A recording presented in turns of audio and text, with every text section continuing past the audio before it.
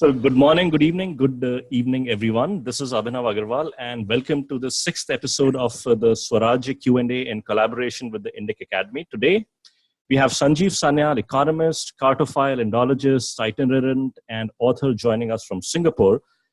Sanjeev's fourth book came out recently, The Ocean of Churn, How the Indian Ocean Shaped Human History. In many ways, I would say this is possibly a more ambitious and more expanded sequel to his second book, The Land of the Seven Rivers, which released in 2012. Welcome, Sanjeev.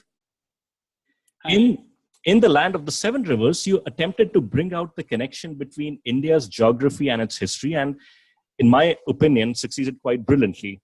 In The Ocean of Churn, you expanded horizons, pun completely unintended. Even when looking at the expanse of geography spanning thousands of miles, the fulcrum of human history in this region still seems to center around India, and in ways the reader, and at least I certainly had not quite known completely or imagined. And there are several other strands that I want to touch upon, so let's get started. The first question is continental versus coastal. You write about it, you mentioned this theme itself, and you touch upon it in your introduction itself, and then you keep coming back to it again and again in your book.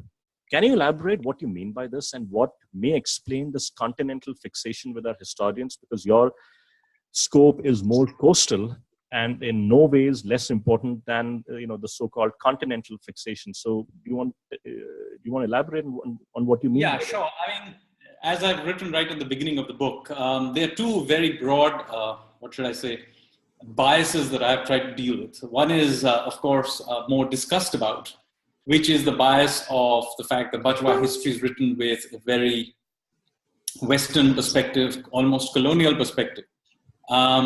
This, of course, I've tried to undo partly by writing the story deliberately from the perspective of people in the Indian Ocean region, particularly an Indian perspective. But there is a bias even in those Indians who write about India. So it's not like just because we are writing our history, we don't have our own biases. There's, of course, the Nehruvian bias. There is the well-known Marxist biases that have accumulated over time. But there is also a peculiar bias, which nobody talks about, which is a very continental inland bias, which oddly enough is a bias that has crept into our history writing after independence. If you read pre-independence histories, they actually have much more coastal stuff in them, possibly because the British themselves were maritime. But after independence, there is this peculiar Delhi-centric, it's not even just continental, it's peculiarly Delhi-centric view of history, and which basically wipes out large parts of the country, and particularly the coasts. So you have, for example, you hear nothing about the great maritime tradition of Odisha or of the Kerala coast. You virtually hear nothing about the Pallavas and the Satavahanas and so on. So there is this massive bias, but incidentally, this problem arises with other parts of the country as well. I mean, the Northeast is also wiped out of our history books, which I have not dealt about in this book. But there is this real problem with our history writing, which is written as if, Delhi rules everything and everybody else must exist as, provincials. So, related to that, in throughout your book, while you do cover geographical, and historical events, the one strand that ties almost all of those events seems to be commerce. And, I may well be putting words in your mouth, but was it a deliberate choice, or is it just the way that the history flowed when you did your research? And how useful was it wearing your economist's hat when researching and writing this book? Commerce is very important. And unfortunately, again, another bias of our history is we write all our history as if all history is political. There are other ways of thinking of history. You can think of history in terms of rise and fall of cities, which is something I deal with in Land of Seven Rivers, or you can talk in terms of commercial links. And yes, of course, my work and training as an economist is very useful. There are many linkages I bring out in my books, which perhaps historians would not find interesting, but as an economist, I find very interesting. And of course, I'm also an urban economist. So if you read my books, you will hear echoes of how cities evolve. Sometimes explicitly, sometimes implicitly. So yes, it's certainly an important part of what I write about. And yes, my training as an economist definitely helps. But it also helps in another way, in that if you look at my writings as an economist, you will see this use of a framework called complex adaptive systems, which pervades a lot of my writings, not just on history, but economics, my writings even on Hinduism, you'll find it turning up. So, of course, I apply that framework in this book much more explicitly than I have maybe in the previous book. So I have a question that I will get to later on in this webinar on on urban centers, but to get into sort of so to say the meat of the questions. One is that, and I'm deliberately not going to talk about Ashoka because you have written about it in Swarajya and then in some length in your book also, and I would rather that people read that.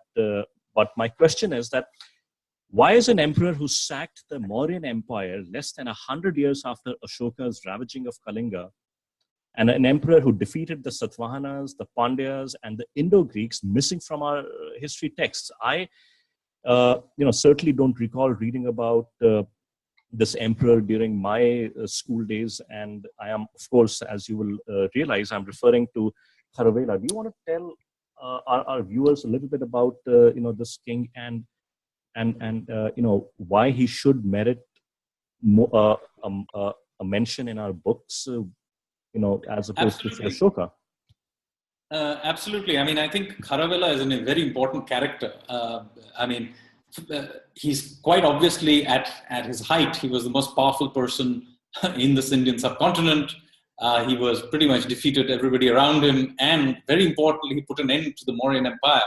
Really? And not only does he do that, I mean, he brags about it in an inscription which he deliberately places in front of one of Ashoka's inscriptions.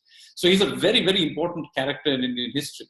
But in many ways, he's very inconvenient to the narrative of Ashoka being this great king who was then sort of almost forgiven by everybody because he became such a nice pacifist at the end of everything. So he clearly doesn't fit that story. So if you go and read the inscriptions, he clearly revels in the fact that he sacked Pataliputra. But also, he mentions very clearly Vedic rituals that he carries out. He mentions Jain rituals. And then he clearly leaves out all mention of Buddhist rituals of any kind, suggesting again, perhaps indirectly, what he's trying to do. So you see, it is very inconvenient to this story of the Ashoka, his conversion to Buddhism, the fact that he became a pacifist, and that somehow he created this template on which we now in modern India must try and build our own republic. And I feel that it was very inconvenient to that. So I think that is part of the reason it was wiped out. But of course, another part of it is simply that, Orissa doesn't exist anywhere in our history books. I mean, it's quite possible to have studied history to a fairly advanced level in India and never have bothered to read anything about Kalinga other than that one mention about the raid by Ashoka. So it's a combination of factors. But, there are other major characters in Indian history that have been wiped out. I mean, the Satavahanas, for example, ruled the southern half of India for hundreds of years, a lot longer than, say, the Mughals ruled India. And there's plenty of stuff left over from them, but, there's almost nothing said about them, and so on and so forth. I mean, I could give you a long list. I mean, Kharavela's, in very good company as far as edited parts of history are concerned. So let's broaden the horizons and go out of India. I'll return back to India, but you have described in your book India. India is often described as a patriarchal society, but in your book you write that matrilineal genealogies played an important role, whether it was the Nayars in Kerala or the Bant of Karnataka, or whether the founding of the Funan kingdom in the Mekong Delta. and the Mekong River is the seventh, longest river in Asia. And there is a fascinating history of how this Mekong Delta was the scene of the founding, you write, of the first Indianized kingdom of Southeast Asia. And the fascinating part for me was that it's a story involving a Naga princess who's a pirate of all things, and a handsome Brahmin boy. Absolutely. So, it completely overturns many views. One is this whole idea of, this patriarchal society that is sort of running everything and so on. In fact, much of Indian history is matrilineal. And occasionally the women also run the show. I mean, there are significant numbers of rulers, important rulers through history. I don't even, I mentioned a few in my book, but there are plenty of others who have not. I mean, Ahilya Bai Holkar, for example, who have, I didn't put it in the book, but there are numerous such examples. So this unfortunately, again, has not historically fitted into the storyline and has been, simply left out. And I sort of thought it gave a much richer feel of what was really going on in the ancient and medieval world to bring this back together.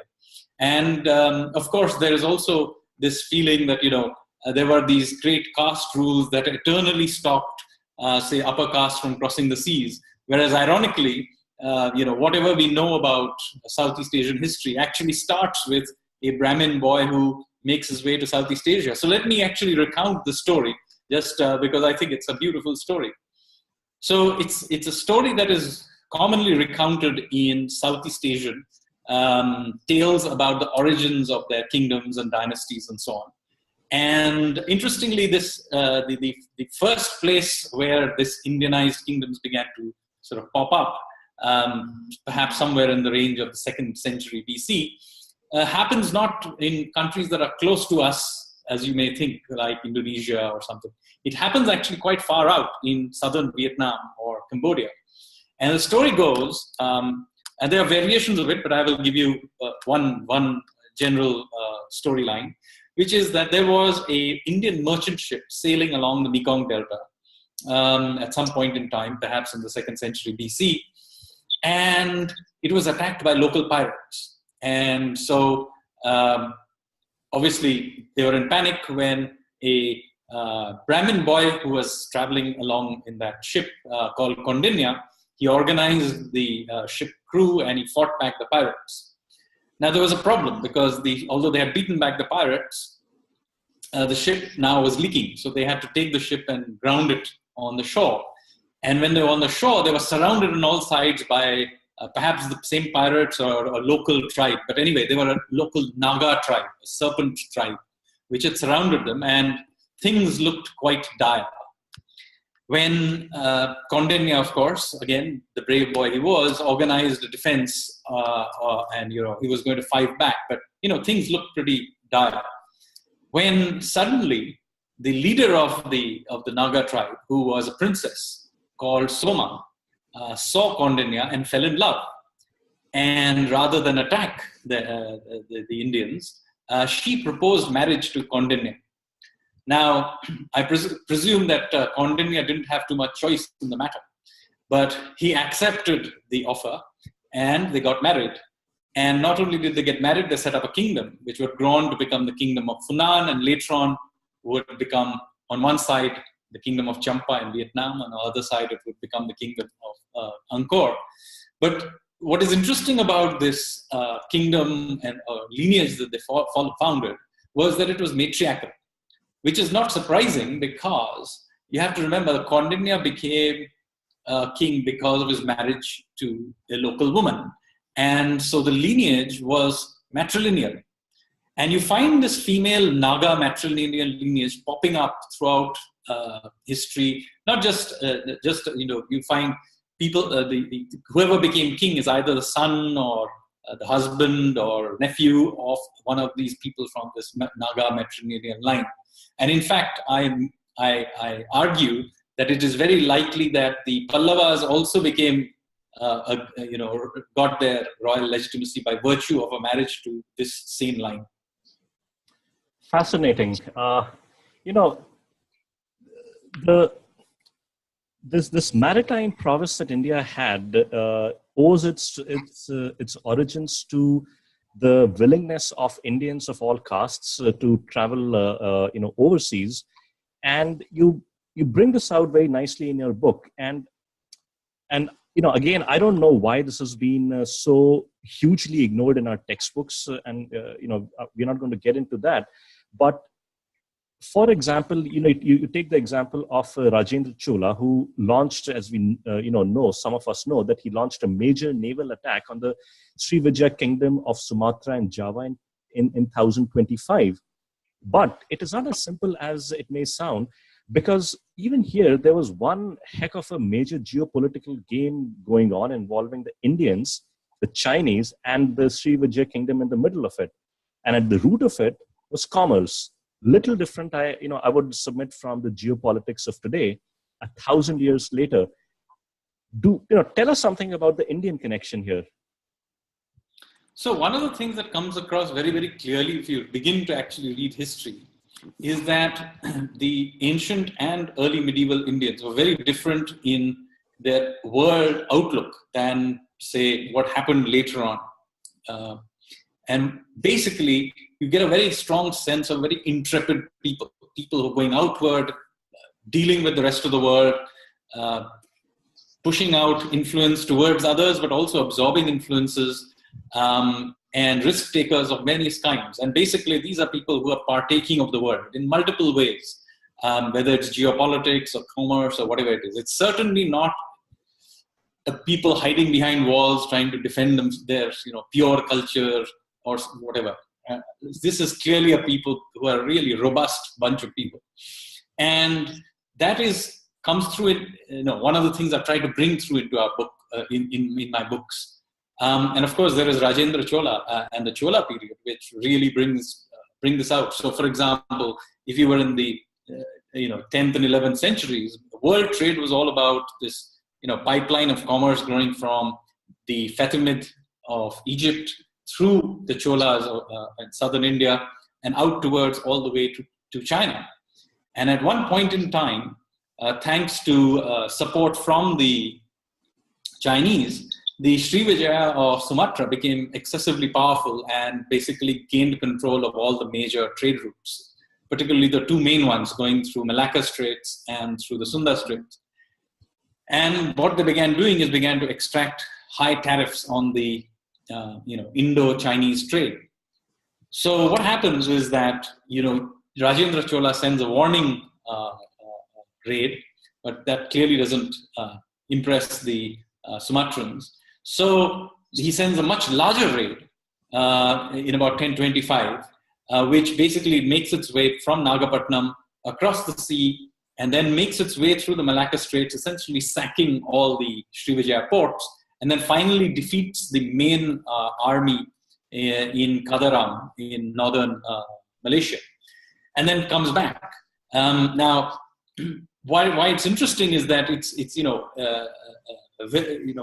the distances involved. It's a major expedition given the technology of the times. I mean, much later, of course, the Chinese, a few hundred years later, the Chinese would do even larger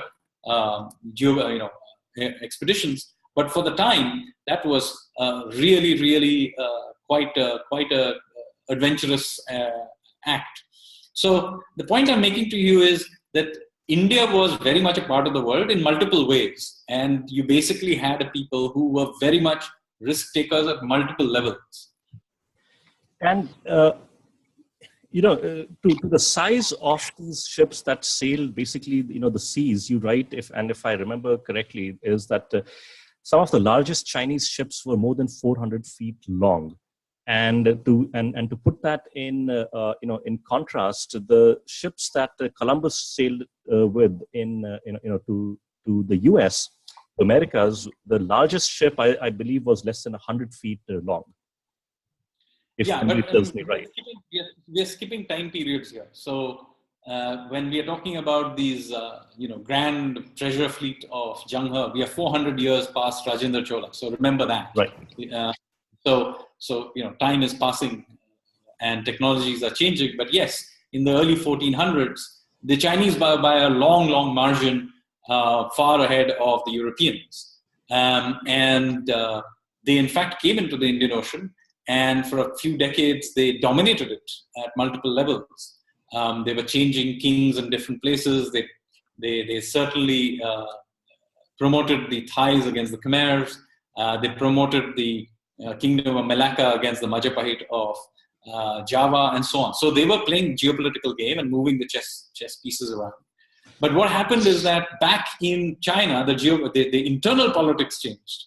So suddenly the eunuchs who controlled the navy suddenly were out of favor, and they were forced to withdraw.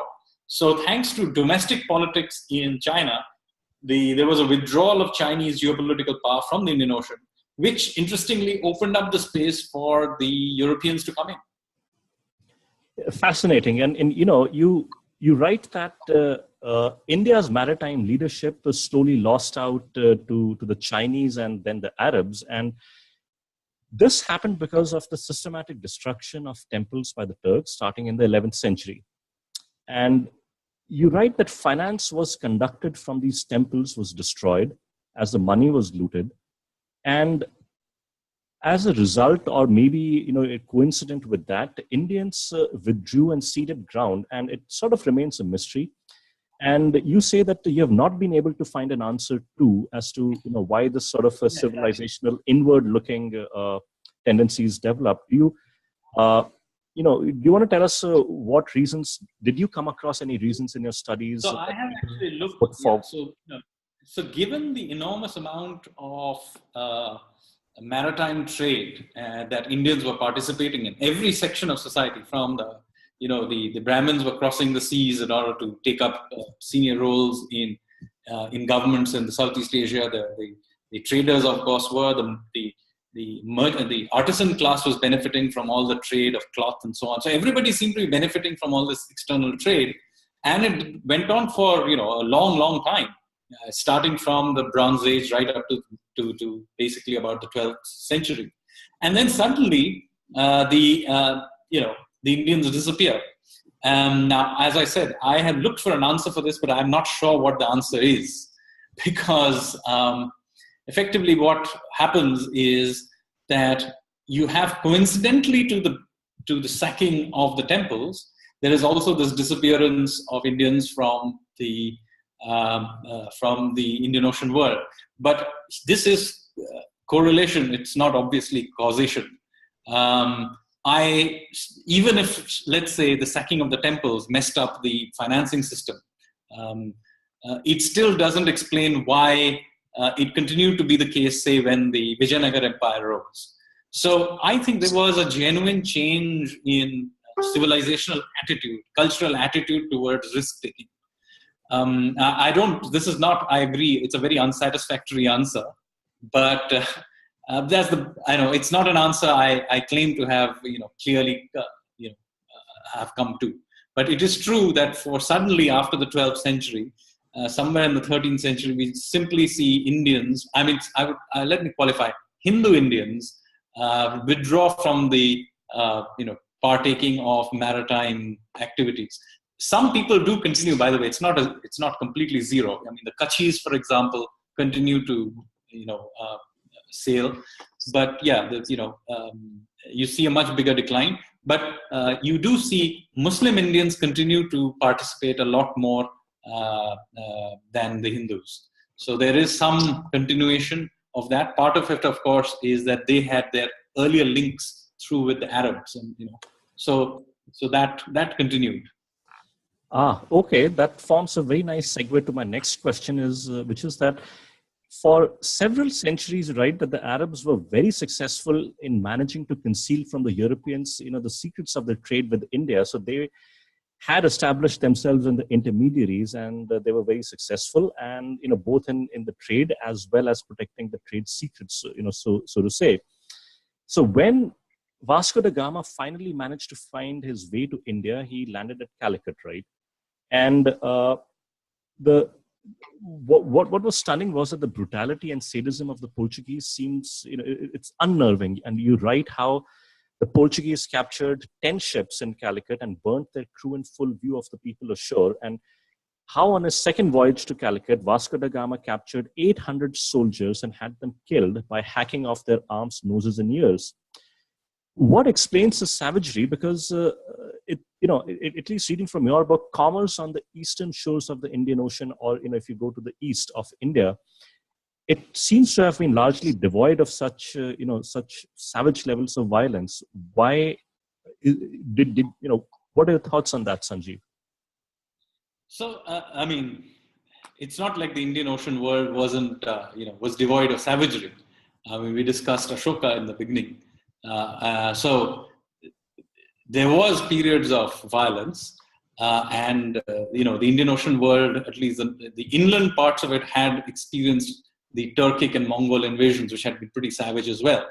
But yes, the maritime world had been relatively more peaceful, and that changed with the Portuguese. And the Portuguese are basically, if you think, Chengiz Khan or Temur Lung, Vasco da Gama is in the same league. And they basically carry out random massacres, and their preferred tool of imposing their will is terror. And they systematically do it. It's partly driven by religious fervor of that time, driven by the Spanish Inquisition and so on. But it's also partly, a tool of politics, in the sense that there were very few ships dealing with a very large area. And so basically, I think what they were trying to do was make sure their savagery counted. And it's not very different, by the way, what the Mongols were doing. I mean, Mongols were a very small number of people in the territories they had conquered. So terror was very much a very important part of how they maintained their dominance. But yes, I mean, the Portuguese period, very often we now, thanks to the British period that happened afterwards, we have forgotten in many ways the Portuguese period. But the Portuguese period was absolutely incredible, the amount of violence they wrought on everybody.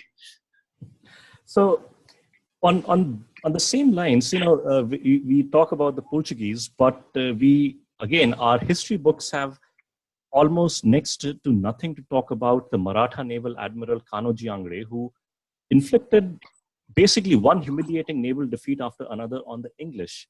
And for our viewers, for more than 50 years, till the middle of the 18th century, the English were almost, mute spectators on the western seaboard of India, because the East India Company, you write, assembled a large fleet in 1718 to attack Angre, but they had to call off the raid after just 4 days. It was a total and complete failure.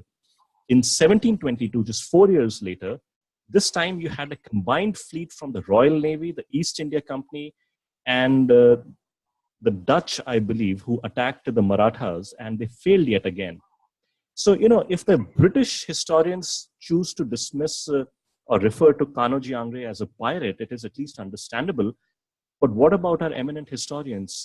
This is not 1,000 or 2,000 years back. These are events that are, just 300 years old. What, So why? again, so I would like to qualify here. I mean, Kanoji Angre, did control a stretch of sea, but be clear, it was along the coast.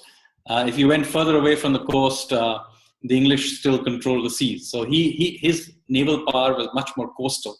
But nevertheless, it is true that he did have genuine naval power along that Konkan coast. And he was, for periods of time, able to impose his will and extract tariffs and so on.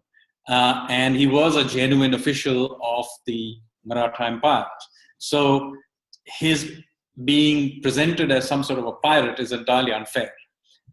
Later on, his descendants did get have tiffs with the Maratha authorities, and so maybe at a later time one can debate whether or not they were or were not.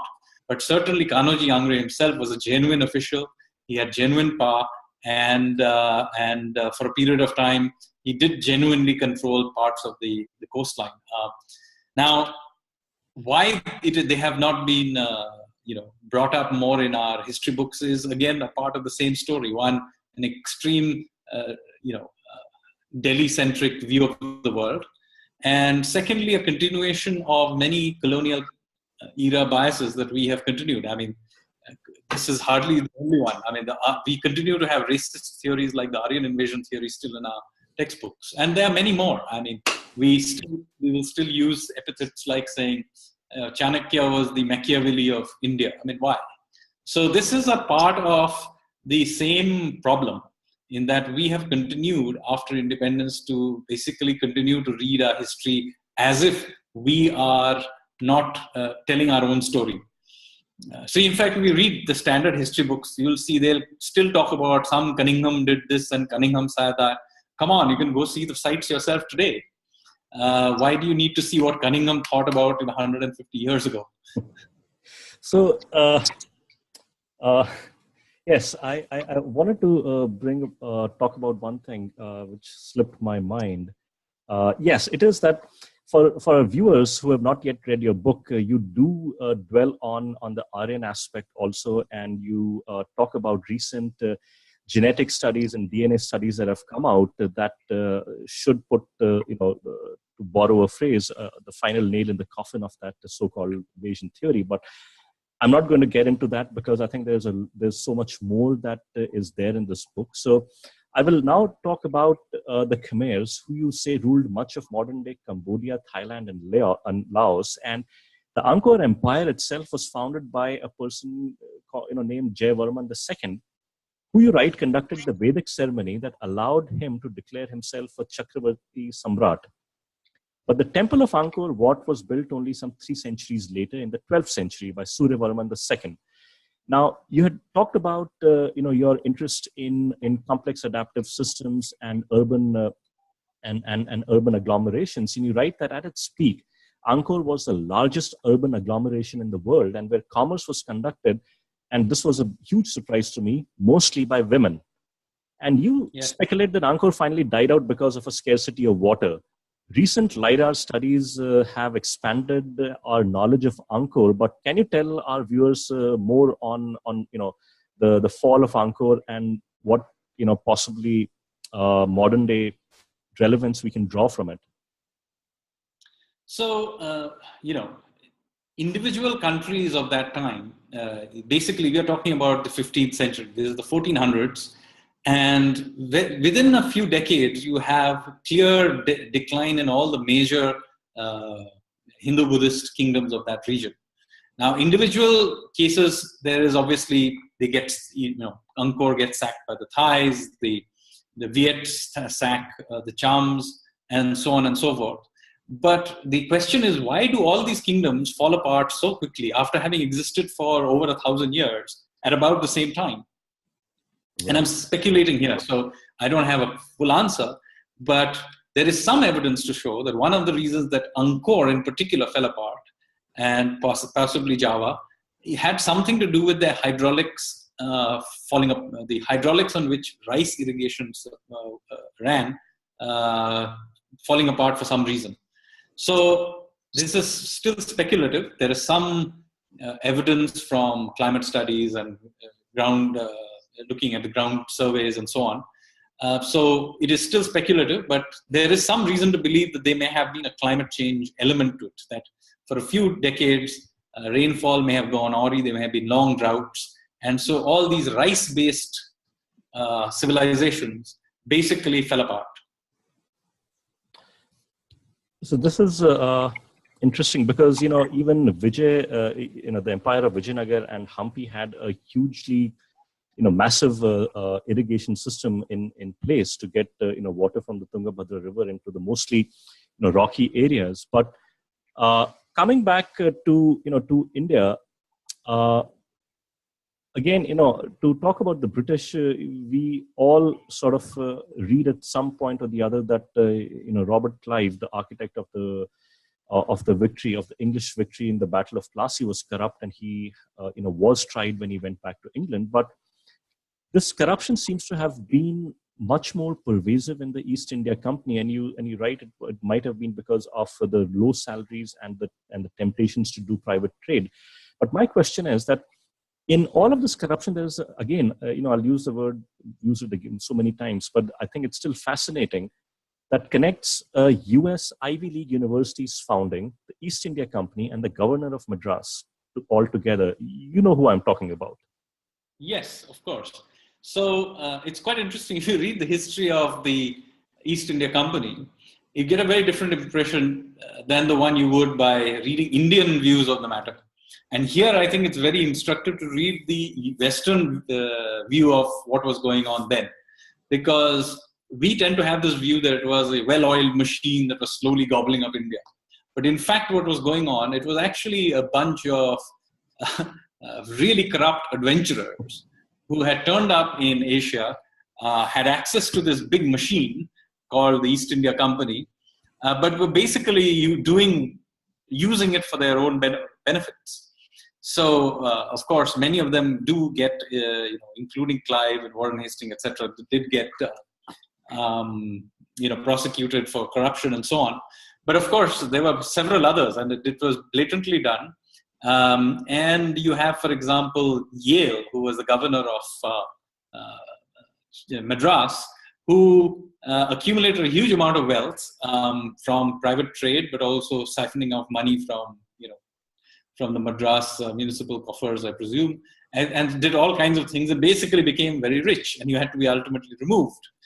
And then he left behind this money, which got used to build the Yale University in the US, which is why I think people from Chennai should insist on being given scholarships when they go to study in Yale, because they can claim that it was actually their money in the first place. For a minute, I thought you were going to refer to the R, to the dreaded R word, but it's good you chose the next alphabet, which is scholarship. And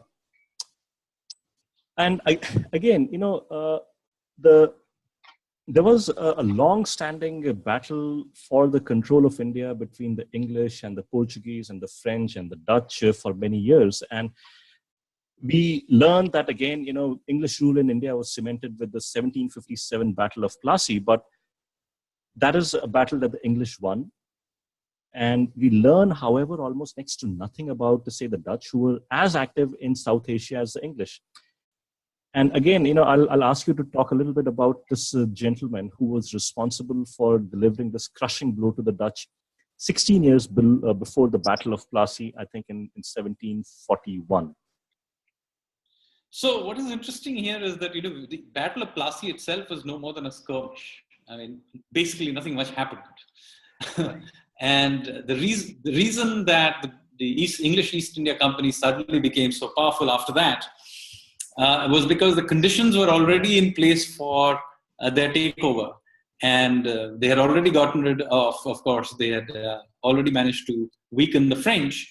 But actually, the real guys who were a threat to them had always been the Dutch and not so much the French. And the Dutch, remember, through the 1600s, had basically, and into this early 1700s, had cemented their position as being, by a long margin, the most powerful multinational organization in the world, the Dutch East India Company, also called the VOC. And they had taken over. What is now Indonesia. They had taken over Sri Lanka, and they were now basically trying to cement their position along the west coast, which was the pepper growing areas of Kerala. When they came upon this young king of a very small kingdom called Martanda Varma. And Martanda Varma basically decided to challenge them. And so the Dutch sent in their marines at a place called Kolachal, which is just north of Kanyakumari. And the Dutch then, they made their way inland to Padmanabhapuram, where the capital of Martanda Varma. But Martanda Varma defeated them and then chased them back to Kolachal, where he defeated them again.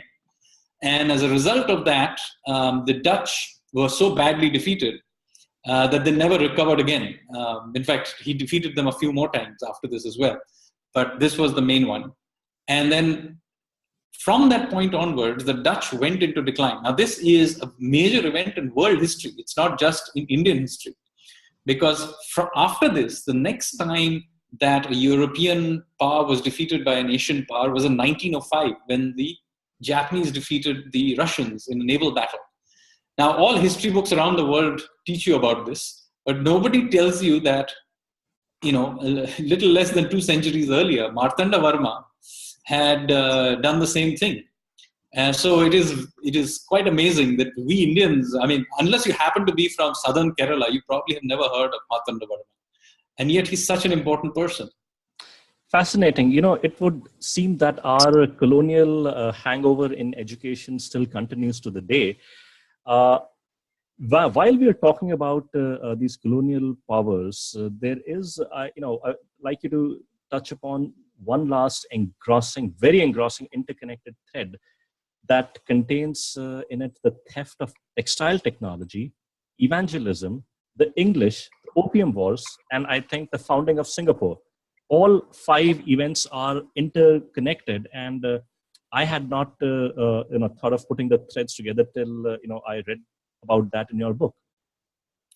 Yeah, I mean, the European colonial experience, while they tried to put it as a civilizing mission to justify it to themselves and to people back home, basically it was about industrial espionage.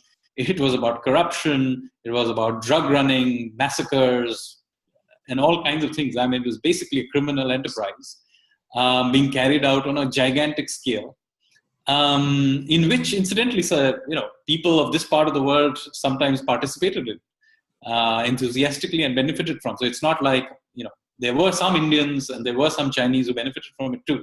But anyway, the net result of this big sort of exercise was that you ended up basically changing the landscape of this part of the world. So, for example, as you mentioned, Singapore, where I am right now, is a result of a British attempt to create a naval base so that the Dutch did not shut off their trade routes to taking opium from India to China. But incidentally, that is also true of Hong Kong, because Hong Kong was also set up as opium. So basically, they took this opium past Singapore and then took it to Hong Kong, from where they traded it inland. So, Hong Kong and Singapore both are a direct result of drug running. I think we have, we could spend a long time, talking about all of these fascinating episodes in your book. I will leave it to our viewers and readers to read your book. I wanted to ask you, you have evidently traveled to several of the places you write about, right? And so tell us firstly, as someone who visited these places as an author, what was your experience? And secondly, for someone who reads your book and then ends up visiting these places that you write about in your book, what would your suggestion be for those people? How to make the most of those experiences rather than read the plaques there, take some selfies, photographs, and then on to the next tourist spot. Well, I think selfies and photographs are important. Otherwise, if you don't Twitter it, how can you prove you ever went there?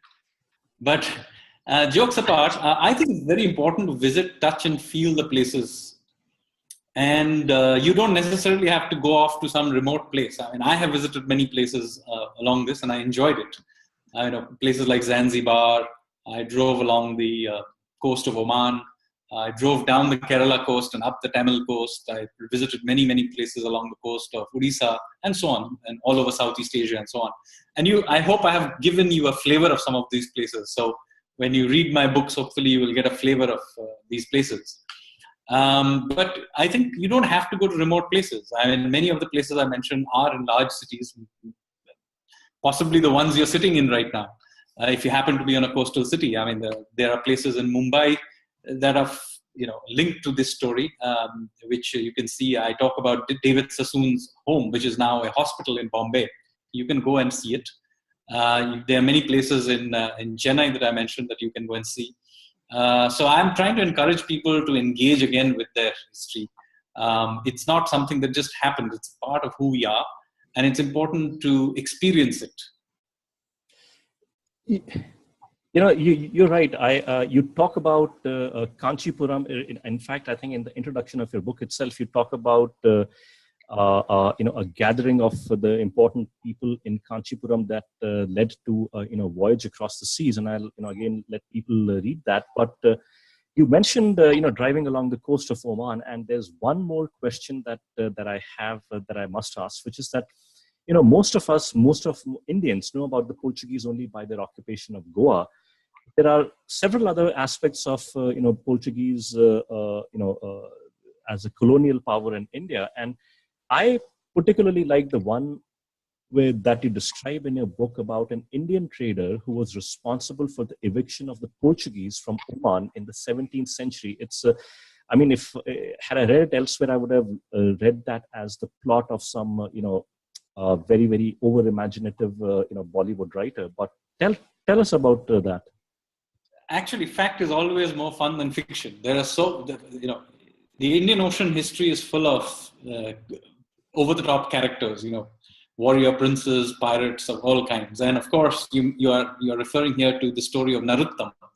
So Narottam was a merchant who was, he was most likely a Kutchi Gujarati who was providing supplies to the Portuguese fort at Muscat. And basically what happened is that he had a beautiful daughter, and the local Portuguese commander basically wanted to marry her. And neither the father nor the daughter were very keen on this. So unfortunately, they didn't have much choice. And after much cajoling, Narottam said that, okay, I will organize a grand wedding. So give me some time to organize the wedding, and then you can marry her. But what he really did was use the opportunity to remove all the supplies from the fort.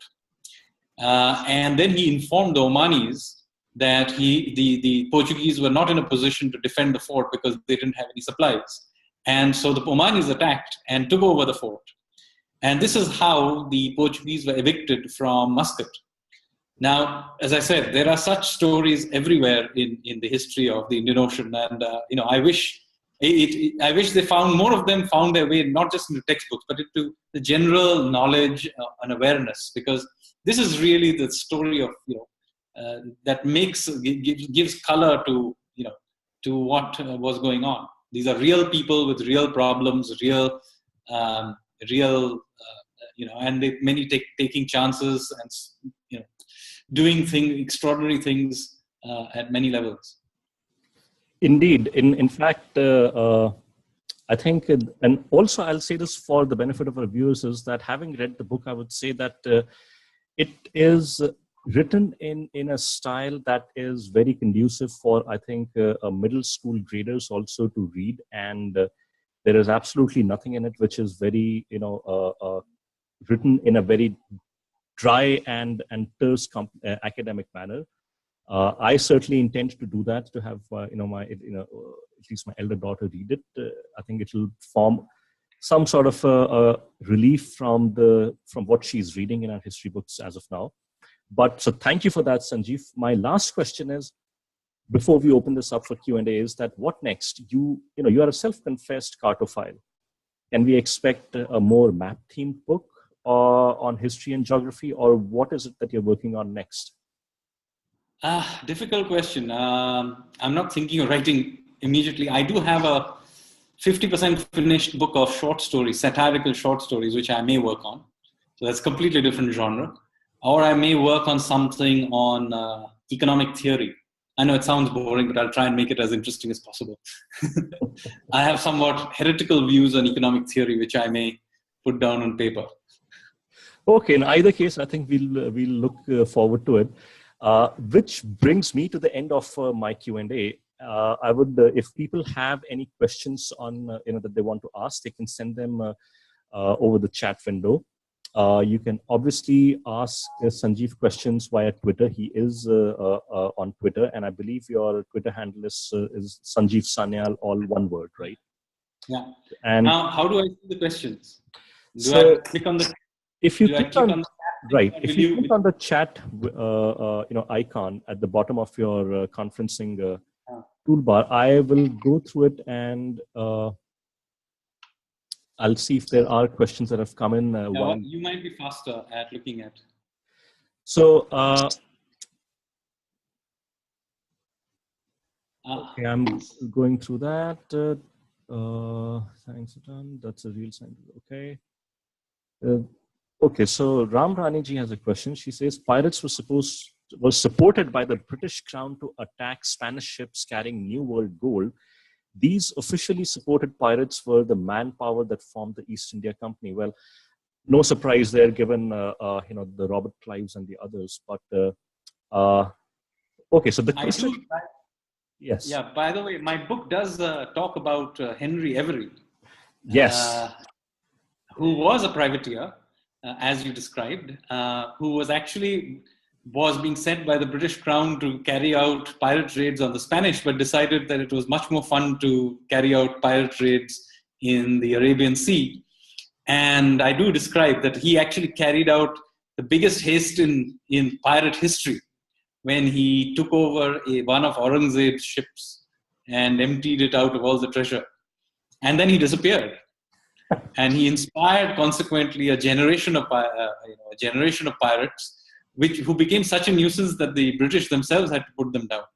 Captain Kidd and all those guys, Blackbeard, all of them were inspired by Henry Every.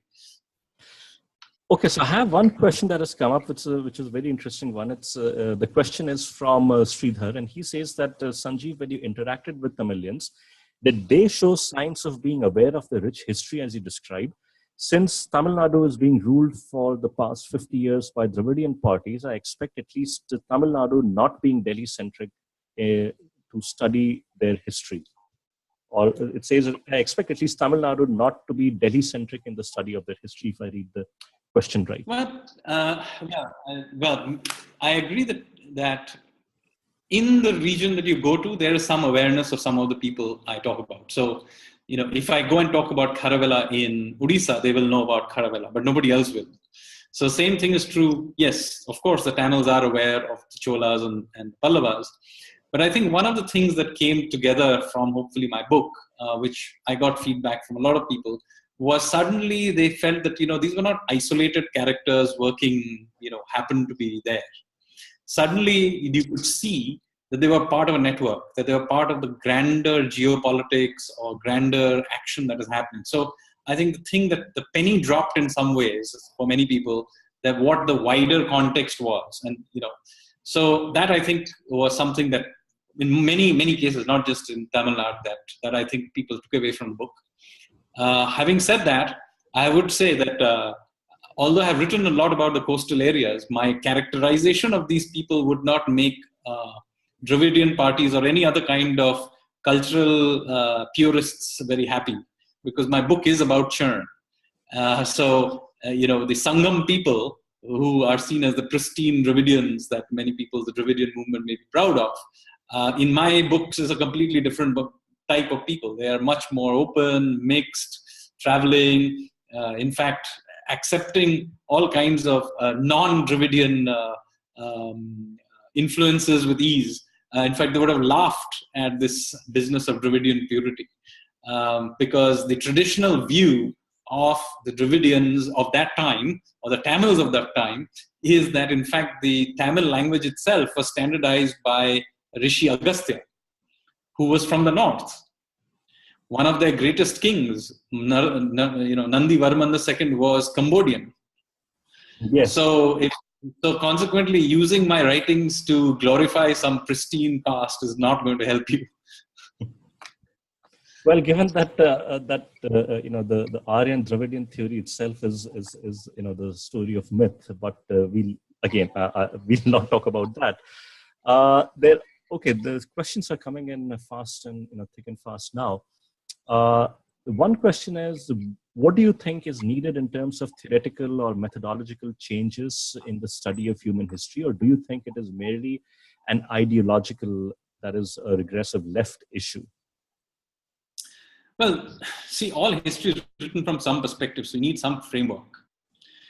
So I'm not surprised that people use different frameworks. But, the point is that these frameworks need to be updated as we go through time. After all, we are not looking at the world using, we don't do quantum physics using Newtonian frameworks. We have got new frameworks of thinking. I have given one example, which I use in other fields, called the complex adaptive system framework, which is derived from chaos theory. It fits my way of thinking about the world. Others can take other ways of thinking about the world. But I do think that there is one area where you cannot have compromise. So while you can debate the interpretation of data, there has to be a much greater emphasis on evidence. one of the major problems is not even ideological, but simply not updating data. We are still stuck with, old data, 100-year-old data, which was dug up by Cunningham or somebody like that. But, frankly, where do you see genetic data or climate change data or new archaeological data in our textbooks? You don't. And I'm not talking about school textbooks. I'm talking about, master's level textbooks. Don't have anything on recent archaeological digs of the last 20, 30 years. So this is a serious issue. And history is not ultimately about, sitting and blindly interpreting a bunch of static facts. Like any other field of work, the facts are themselves evolving. And so we have to keep at least updating the evidence. It's not like just because I have written what is there, it's going to be true. I'm sure there'll be in the future other data that will come up. This has to be constantly, like any other field of study, has to be constantly updated. Absolutely. That's a long topic in itself. The next question is, are you giving any book talks in Hyderabad? What, sorry? Are you giving any book talk in Hyderabad? I know I have been threatened with this a few times. I do not have a plan, but I will make one. I've just done a very exhausting nationwide tour, which for a variety of reasons didn't end up including Hyderabad. But it is something that I'm conscious of, and I will do something about it. Okay. I will be later in this week in Visakhapatnam, but for a conference on urban issues. Okay. But not Hyderabad. But yeah, I will do something. I promise. There are still questions coming in. We are running out of time. I'll take two more and I'll send you the rest, separately. One is talking about Orissa and Bengal. How is it that both states share similar culinary cultures, but little common in other spheres? Example, the script is entirely different. What changed in medieval Orissa or Bengal that is responsible? Actually, the script is entirely different, but almost everything else is very similar. And the script is, of course, derived from further south. So, of course, that's not surprising. Orissa is stuck between the south and Bengal, and so falls in the sort of the mixed zone. But it is true that, not just culinary. I mean, the Odia language is extremely close to Bengali. I can understand sort of 60-70% of it. So there are very, very strong links going back a long time. So it's not surprising. But in fact, this is true in many ways across India. The culture changes it's very rarely very sudden and discrete. For example, you hear, the Vindhyas, above the Vindhya and below the Vindhya, major changes happen. In fact, that is geographically not true. First of all, because if you've seen the Vindhyas, any of you, they are very low hills. Even a 5-year-old can walk over them. So they're simply not going to be a major, cultural or commercial or political barrier. First of all. Secondly, nothing much happens between Gwalior and Bhopal, which are on either side of the Vindhyas. Okay, you will see changes in any axis in India. There is equal change happening between Gujarat and Manipur. In fact, more changes perhaps. So any axis you take of India, with time, as distance goes, with changes happen, but if changes are relatively smooth. Even in Hyderabad, you have a huge amount of North Indian influence, right? So it's not a sudden change. It's a flowing change which happens, and so this is also true of Odisha, Bengal. Indeed, I had deliberately left out any questions on the Aryan invasion, all those theories, but one question has come in and I'll read it out. Hi Sanjeev, I still haven't had a chance to read the book yet, but I did read Rashid Khan's review of the book, and Rashid Khan is a famous genealogist. He says your support of OIT, which I think means out of India theory, might be a bit presumptuous. Do you think the jury is still out on it? And will Rakhi Gadhi answer that AIT, OIT question, or is the book closed in your view? Nothing is closed because evidence is always accumulating. No part of my book I consider as closed. All evidence is always... So that's one thing let me get. By the way, Rashid Khan is a friend of mine. He'll be very pleased to hear that he's considered a famous geneticist. But anyway, So the two of us disagree on many things, and we go back and forth.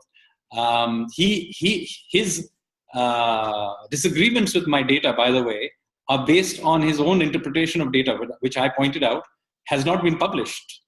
So as far as published data is concerned, which he himself, by the way, in that same blog, he makes this point, on published papers, he cannot punch a hole in my argument. Now, if he publishes a paper which has a different view, I will consider it. But he himself could not cite a single paper that that is published on which negated what I had said. I mean, in that blog also he says so. So that's one. Secondly, Rakhi Giri may or may not. I mean, the fact of the matter is, it's one data point more. And I think people are fixating on. It's two skeletons. It will tell you about two people and the genetics of two people. My guess is that the Harappans were a mixed lot. They were not pure civilization any more than the Dravidians were, or the sort of Sangam people were. They are all mixed, and you will find out who was there. We won't tell you who was not there. Exactly. I think people have caught on. My guess is that you will discover that that the people whose genes are found, their descendants are still living in and around Haryana. Indeed. So that brings me to the end of our webinar. So again, Sanjeev, thank you so much for staying up late. It's close to midnight now. And thank you everyone for joining in. I will post the video up on YouTube in a day or so. And thank you again, Sanjeev, and goodbye. Good night, everyone. Goodbye. Thank you. Bye-bye.